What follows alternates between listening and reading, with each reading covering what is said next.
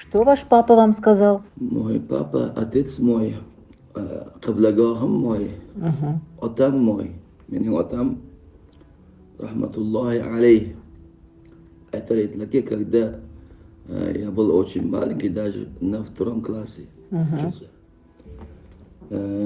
Если bolam maktab darslarini yaxshi o'qisang, din ilmlarini, Qur'onni yaxshi o'qiy olasan deganlar. То есть birinchi diniy ilmlar emas, balki maktabni yaxshi o'qib olsang deyaptilar. Men birinchi sinfga borgan kunim, maktabdan qaytib kelganimdan keyin qo'limga otam kitob berganlar. Muqovvosi fanirdan qilingan eski kitoblar bular, sariq varaq.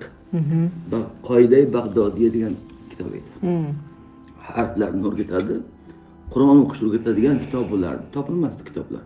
Qarang, bilasizmi? Tasavvur, az bolalar tasavvur qilolmaydi, ishonmaydi. Muqovvosi fanirdan yasalgan kitobda. Представляешь, Habib? Yog'och ya'ni. O'shani berganlar. O'g'lim, ana endi maktabga 7 yoshga kirdingiz, maktabga bordingiz, endi din ilmini, Allohning bizga yuborgan ilmini ham o'qib boshlaysiz. Shuni unutmangki dedilar, o'g'lim dedilar. Qachonki maktab darslarini yaxshi o'qiysiz, Qur'onni ham yaxshi o'qiysiz dedilar. Otamning shu aytganlarini men isbotini hayotda ko'rdim. Bugun men siz o'g'lingizga aytyapsiz. Endi men o'g'limga nima deyman? Bu yosh kichkinasi, kattalarga, yoshlarga nima deyman? O'sha otamning menga aytgan gaplaridan ilhomlanib, men aytayapmanki, bolalarim, yoshlar, sizlar bugun davlat qonunlariga rioya qilinglar, shariat qonunlariga rioya qilsangiz oson bo'ladi. Avtomatически bo'ladi. Ya'ni masalan yo'lda svetofor chiroqlari bor. Bu oddiy qoida bu. Aslida bizning foydamizga xizmat qiladi. Bir xilla uni mensimaydi. To'g'ri. Qizil chiroqda o'tar ekan, nafaqat o'zining hayotini xavf ostiga qo'yadi, boshqalarning hayotini xavf ostiga qo'yadi.